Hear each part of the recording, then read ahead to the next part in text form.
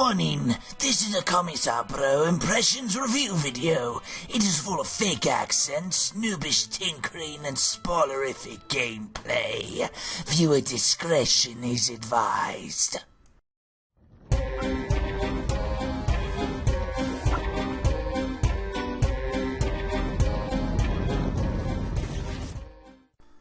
Hello comrades, Commissar Bro here today with Sword of the Stars.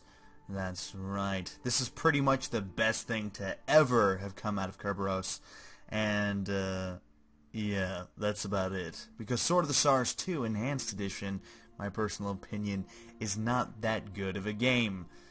Even the launch was just a complete and utter misery. In terms of promised stuff, things that just didn't happen, unfinished product, and it was kind of like a telltale sign of what was to come, because it was one of the first ones that I really noticed that was just completely unfinished. And yes, it wouldn't be too long after that a whole slew of games would start jumping on this bandwagon of releasing unfinished content and so on and so forth. But again, that is a completely different story that we're going to completely ignore at this point.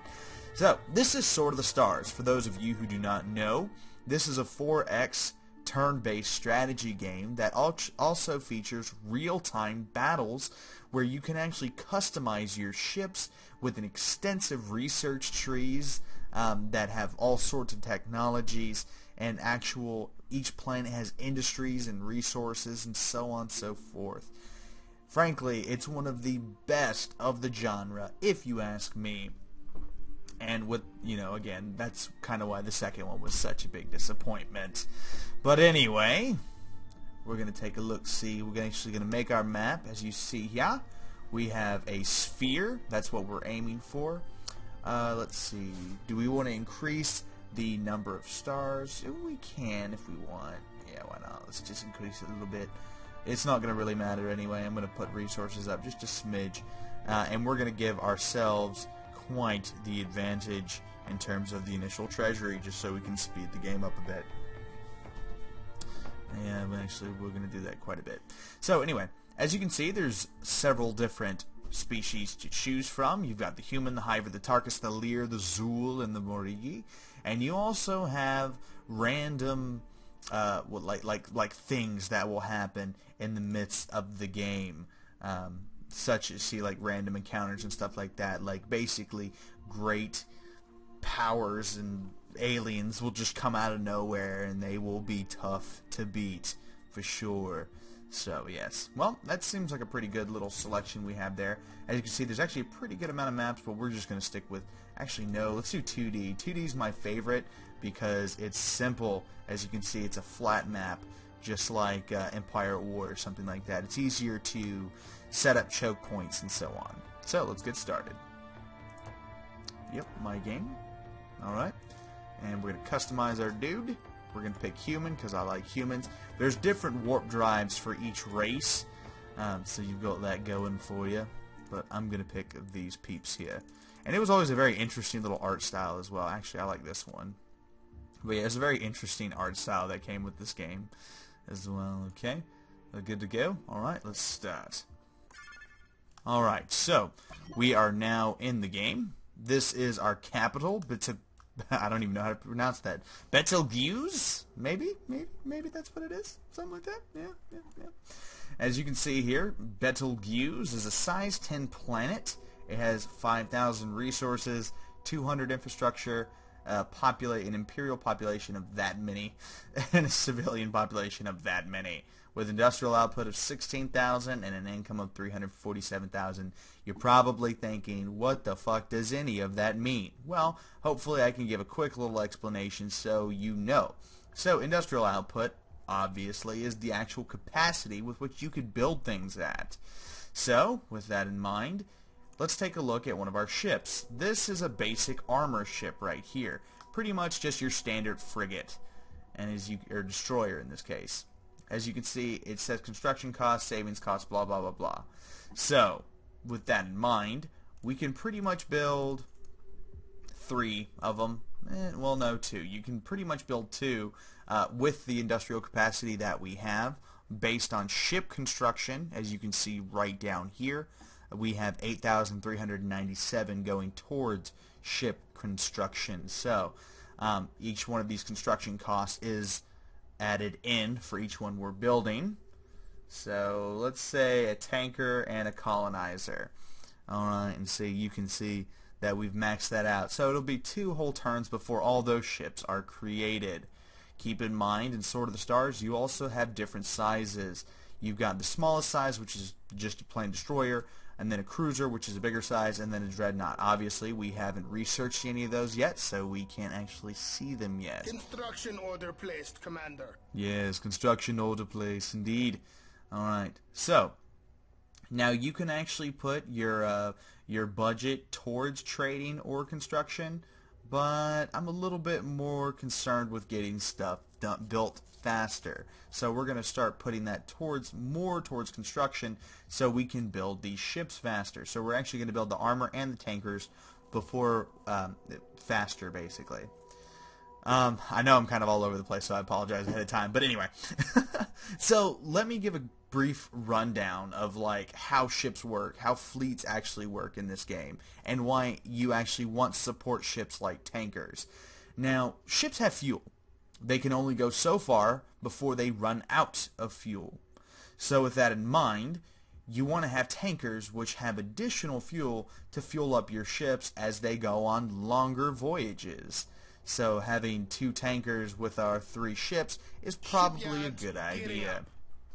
Simple stuff, and we'll see that once our fleet's actually ready to go. Now this is the research tree. It's going to look a little daunting at first because it's like, well, what should I go with? And you know, that's kind of a good question. It's really focused on how you play. Do you want to have a strong, powerful fleet over a powerful economy?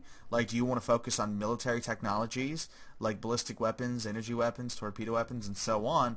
Or do you want to focus more on maybe biological technologies? Now, it tells you what each one of them does if you double click on it. And see, as you can see here, a population growth rate up if we get gene modifications. And it shows you more specifically, allows you to genetically modify the characteristic of your colonists to improve population growth on worlds by 10%. That's right. So we could research that. Or alternatively, let's zoom out, look at something else.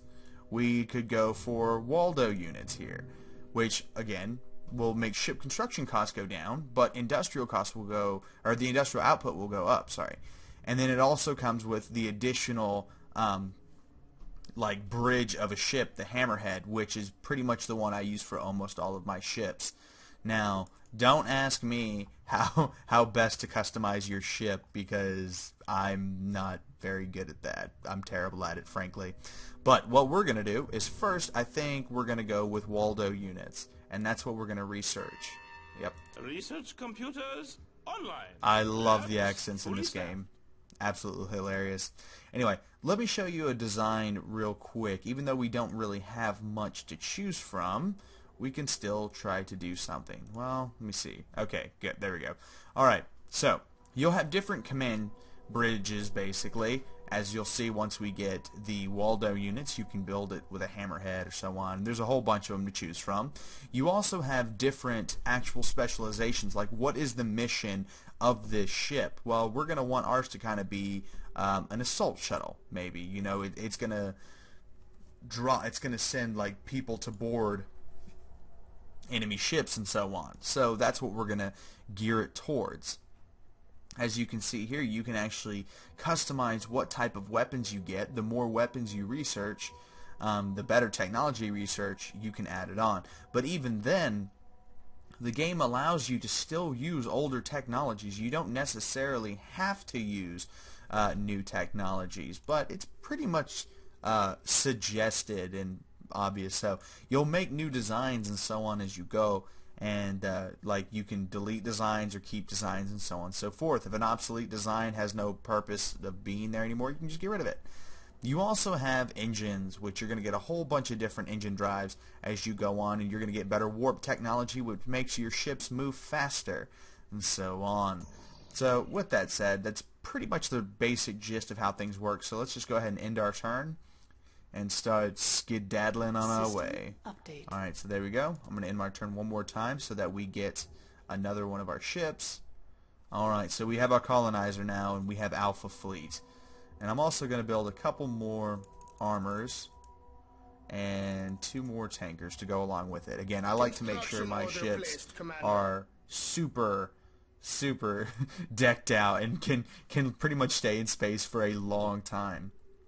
Alright, so let's go ahead and explore Beta Aquile, and also see, you can see how far my fleet can go with these 2 tankers. They can almost go 206 turns without stopping.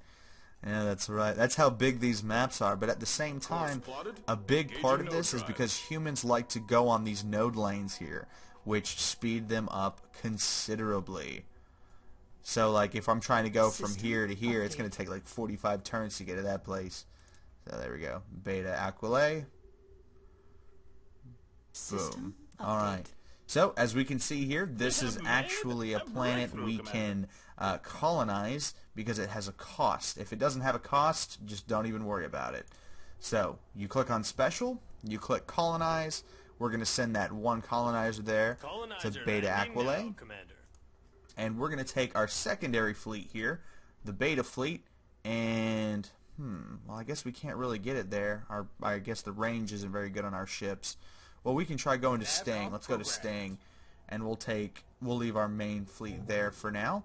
We've got Waldo units, and orbital foundries might be the path we go next.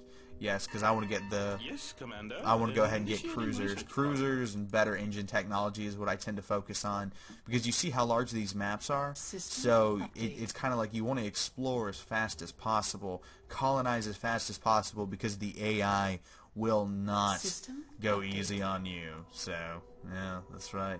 As you can see, we have colonized our new planet. I like to go straight for terraforming and leave all the planetary budget on construction. You can over-harvest a bit to speed up that construction, but I'm not going to do that. Instead, I'm just going to go ahead and send our primary and secondary fleets both to Sting so they can meet up and combine together there. System update. System update. Yes, yes, yes. Oh, nice. And I also like the lore in this game. They did a really good job of fleshing it out. But really, the simplicity of the game, yet the depth of the game, is really what makes this just an amazing 4X title.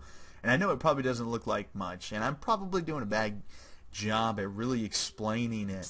But yeah, this is a good game. It's actually on sale right now on Steam for like $2.50. That's actually kind of what inspired me to do this, was because I just really think this game should be shared to the masses. But anyway, so one other thing should be mentioned. Money primarily goes, well, almost exclusively goes into building ships and research. With that in mind, when you're researching, if we're putting more of our savings towards the actual construction here, so like this, and we can even look at that, you can even apply money directly to it, which that didn't do jack squat. Yeah, that didn't do jack squat either. But anyway, you can put money directly towards it, so yeah. And researching always is the most... No, I don't want to cancel it. It's the most important thing in the game. But anyway, yeah, I'm just kind of trailing off. I'm getting stuck up in the game here. See, we combined that all together, so now we have just the Alpha Fleet, and we're going to fly to Hynek there. Basically, I remember the distance between these two is too far for our actual warp drives, so we have to find shorter paths to get there, which makes sense, and that's what we're doing here. Alright. We haven't really found any other planets, though. No big deal. Send out a few colonizers, a few tankers. Also, you have defense platforms like these, which will protect your base in case you get attacked, and you will be attacked. So it's one thing you should always be at least aware of, is that random alien events happen, and they suck, ladies and gentlemen. They really suck. Alright. Did we get New Dawn? You can also rename your planets, which is really cool. So like this one we could rename to something else if we wanted to. And if you're playing multiplayer, like multiple people can name the planet, so whatever their race views it as. that is what it is. Which is a very interesting concept again. Okay, we're going to fort. 2 turns. 2 turns. I'm finding a bunch of prohibited planets. These are basically planets that are just so far gone that we cannot colonize them. Now, with better technology, you might be able to in the future, but as it starts out, we are unable to colonize those planets. Alright? Okay. So again, this is the early game where we're moving out, we're exploring, we're getting to know the universe as it is, and we're being very careful about it because, again, this game is incredibly unforgiving, and the AI, man, they are not a joke at all. It's crazy. But anyway, so this has been Commissar Bro. I hope this has been at least relatively helpful to those of you who are looking for a good 4X game. This is definitely it. You know, this game is phenomenal. And the second one is not very good at all. They made it way more complicated when they really should have just stuck to the simplistic format that this game already has, which makes it so damn good. But, you know, it is what it is. Needless to say, this is only $2.50 on Steam right now, and I highly suggest it. But this has been Commissar Bro, and I'll see all you amazing people next time. System?